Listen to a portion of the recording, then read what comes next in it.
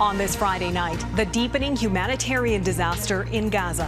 What Palestinians are being forced to resort to, the health crisis. Massively overcrowded United Nations shelters have become havens to spread infectious diseases. As questions grow about what Israel knew about Hamas's October 7th attack.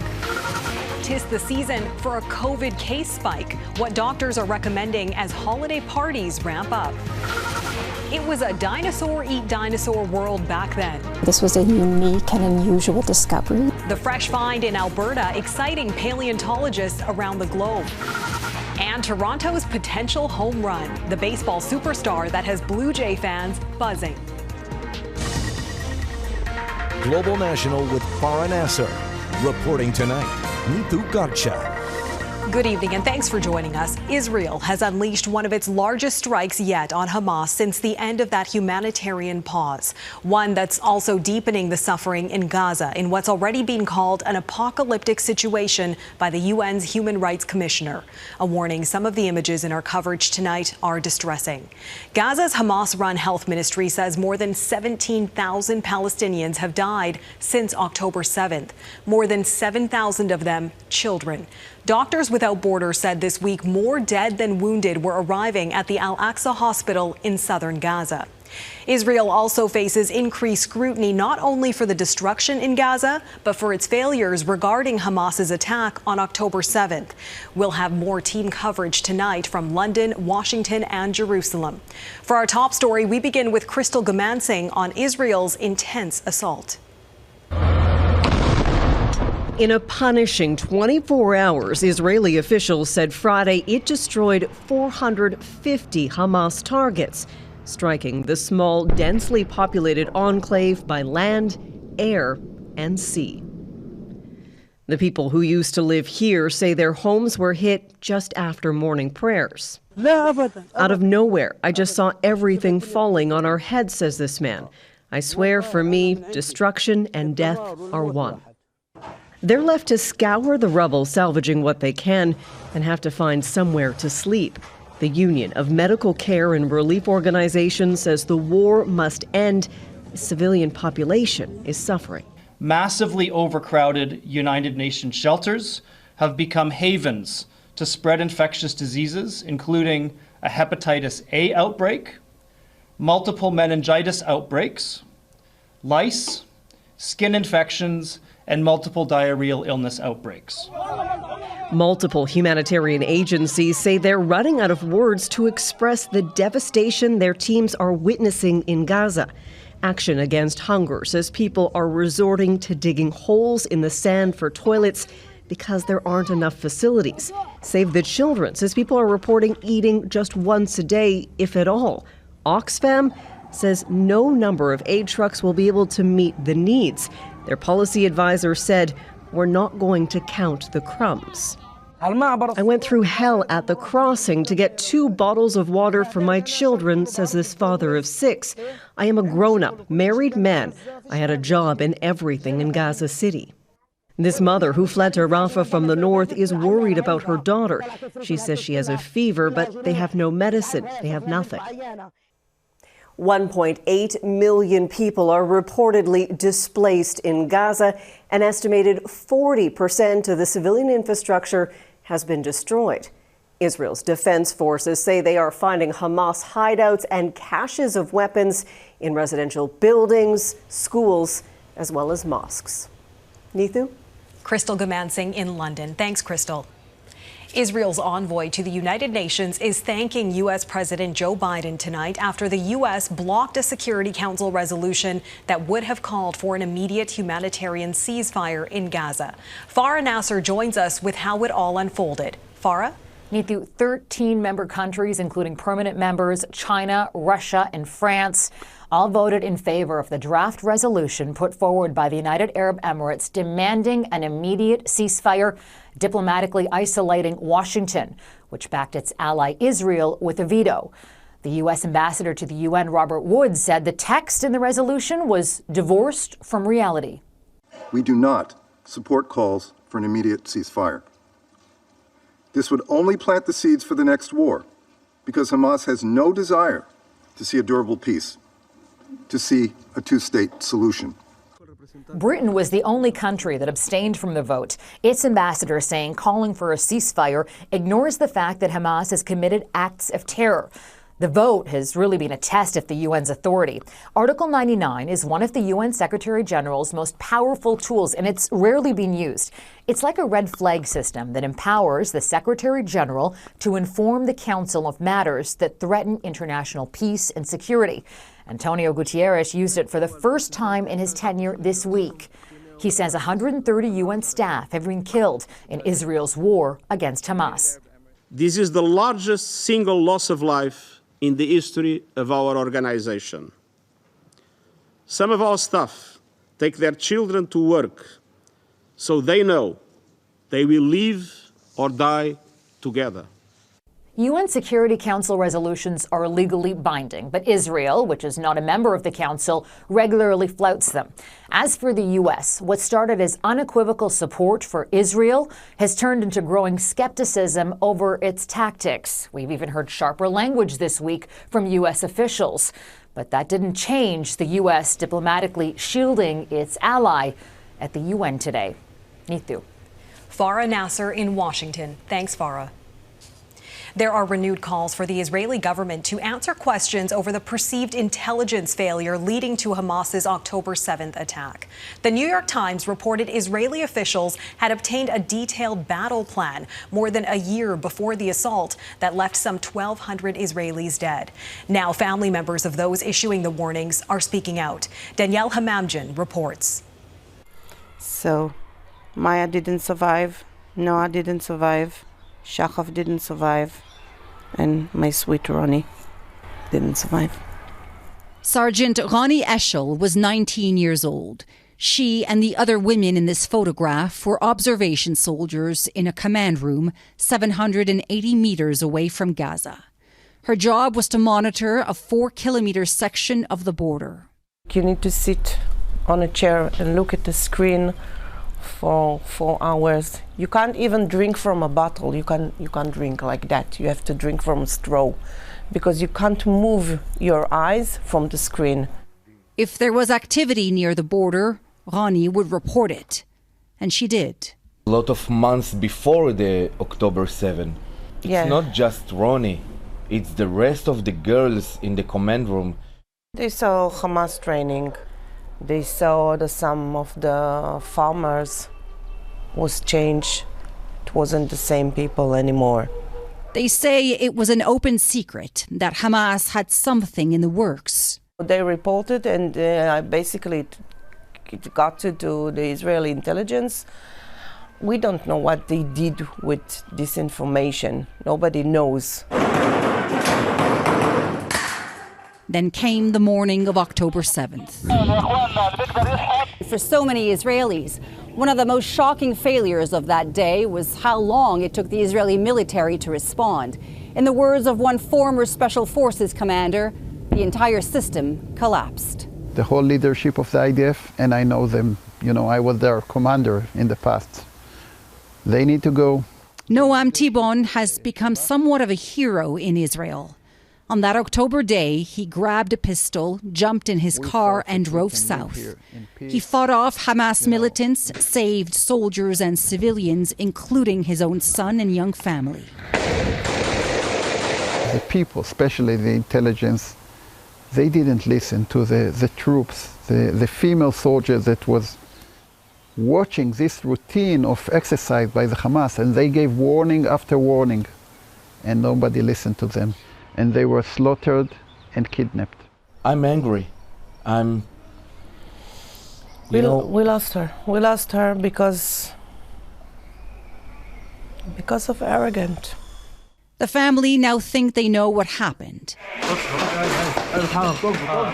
Women hiding in a command room like this one tried to fight off Hamas for hours. One managed to escape through a window, but once the power went off, the doors wouldn't close. And that was the end. It took nearly a month for the IDF to confirm she'd been killed on the day of the attack. We have only one state. We have only the state of Israel. And we want to live here in peace with all of our neighbors. The grief can be unbearable. The Eshels support the Israeli military but are furious at Israeli intelligence for failing their daughter and her friends despite their warnings. She will never come back home. I'm still waiting for her. Danielle Hamamjin, Global News, Jerusalem. 2 Ontario men have been charged with terrorism offences for allegedly recruiting and doing other work for a neo-Nazi group. The federal government lists the group as a terrorist entity. It's the 3rd time this year the RCMP has taken action against far-right extremist groups operating in Canada. David Aiken joins us now. David, what can you tell us about these charges and the terror group they're accused of belonging to? Well, Neetu, the 2 men charged by the RCMP are Matthew Althorpe, a 28-year-old from Thorold, Ontario, and Christopher Nipak, a 25-year-old from Toronto. Now, a court ban is in place that prevents us from reporting more details about the men, but we can tell you they have both been charged for work they are alleged to have been doing with a group called the Atomwaffen Division. Now, that's a group that has been a listed terror entity in Canada since 2021. Their narrative is usually anti-immigration, anti-visible minority. They use buzzwords and such as globalists and so on and so forth for Jewish groups, for Muslims. RCMP say that after an 18-month investigation, they executed search warrants, after which Althorpe was charged with several offenses, including commission of a hate crime offense for a terror group, participating in the activities of a terror group, counseling the commission of a terrorism offense. Nipak was charged with participating in the activities of a terror group. Experts say the RCMP's increasing focus on combating far-right terrorism in Canada has been effective, and these arrests are another example of that. The fact that these groups were put onto the terror watch list was an amazing first step, which allowed the police to finally have some bite in order to combat some of these groups. The RCMP continues to have a significant interest in Atomwaffen Division's activities in Canada, and there is concern in law enforcement communities that Atomwaffen's adherents have the ability and intent to carry out attacks here. As for Althorpe and Nipak, they are being held in custody and will be in a Toronto courtroom Monday for a special bail hearing. Nathan. All right, David Aiken in Ottawa. Thanks, David. A marathon voting session on Parliament Hill has pushed past the 24-hour mark.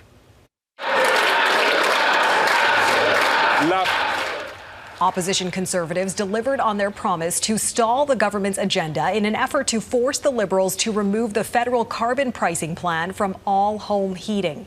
The Conservatives prompted 135 votes in an effort to keep MPs sitting in the House over the holiday break. MPs can vote virtually, so many left to attend events or sleep. Some stayed put and caught up on their reading. Russian President Vladimir Putin says he will be running for re-election in March as he seeks a 5th term in office. The 71-year-old made the long-anticipated announcement at a military award ceremony for soldiers who had fought in Ukraine. His re-election is widely seen as inevitable, with crackdowns on any opposition making even mild criticism risky. A win in March could see Putin remain president until at least 2030, with constitutional amendments giving him the chance to stay in power until 2036 if he chooses to run again. In Toronto, baseball fans are bracing for what could be a real catch. Coming up, the superstar who could be joining the Blue Jays.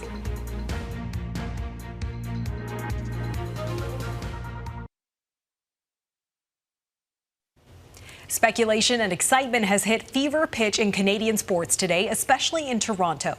There is huge buzz that baseball phenom Shohei Ohtani may be on the verge of signing with the Blue Jays. Ohtani is a singular talent, a reigning MVP who is both an elite hitter and an ace pitcher. Eric Sorensen is following Ohtani's journey.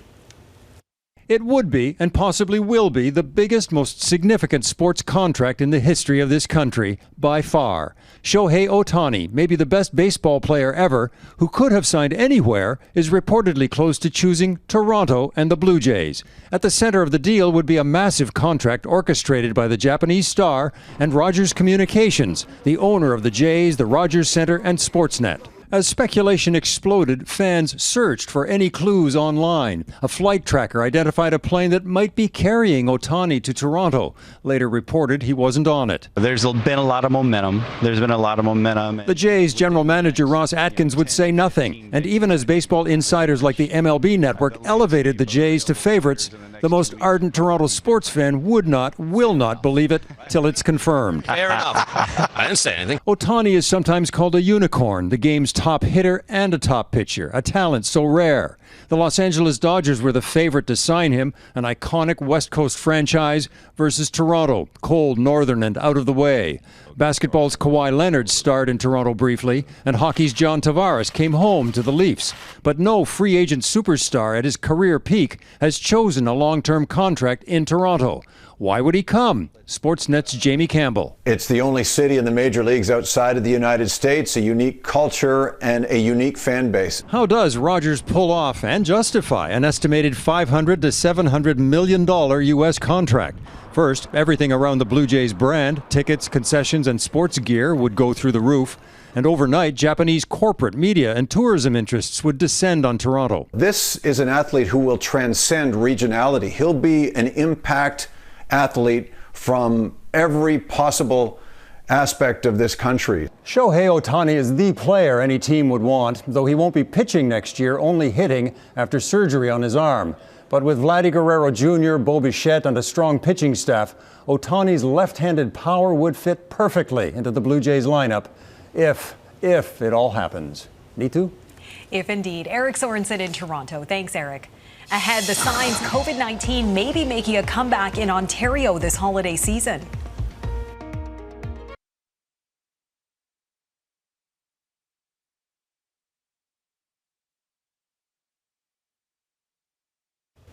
Data out today from Statistics Canada is revealing new insight into the effects of long-term COVID-19.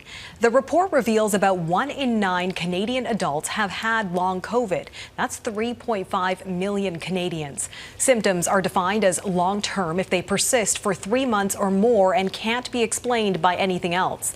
Nearly 80% of people have endured symptoms for more than 6 months. Many say they have not received enough treatment or support. There are signs COVID-19 is running rampant once again. Ontario's wastewater signal is more than double what it was at this time last year. Mackenzie Gray now on what you need to know.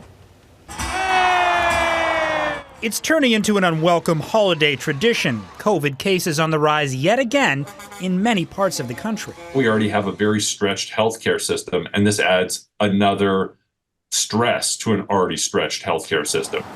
The biggest hotspot, Ontario, where wastewater testing data now suggests cases have doubled from the same time last year. And in cities like Guelph, cases have hit a 2-year peak. But doctors believe that for most Canadians, those numbers shouldn't be too concerning. If you are young and healthy, there really is little to worry about from a COVID perspective. That's ICU Dr. Kwadwo Karamentang. He's treated COVID patients since the start of the pandemic and believes we're in a new COVID era.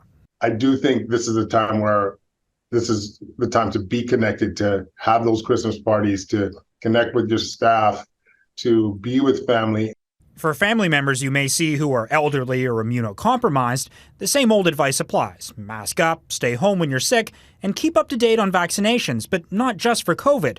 Shots for RSV and influenza can also help stop serious illness. I'm just as concerned about the upcoming influenza season for my pediatric population and the ongoing RSV season as I am about COVID-19. And I think that's true for most adults as well. The triple threat isn't expected to overwhelm hospitals in Ontario, but in Quebec, the health minister is warning ERs could be full of sick patients with limited staff due to public sector strikes. This is going to be tough. It's going to be tough for the same reason, the combination of viruses and everything. Doctors' advice to stay up to date on COVID vaccinations seems to be falling on deaf ears, with less than 20% of Canadians 70 or older fully boosted.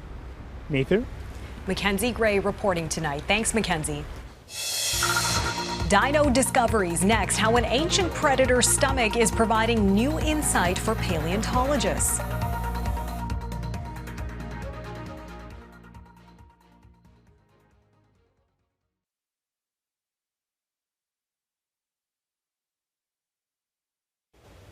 A first-of-its-kind discovery is shedding new light on how young dinosaurs lived millions of years ago.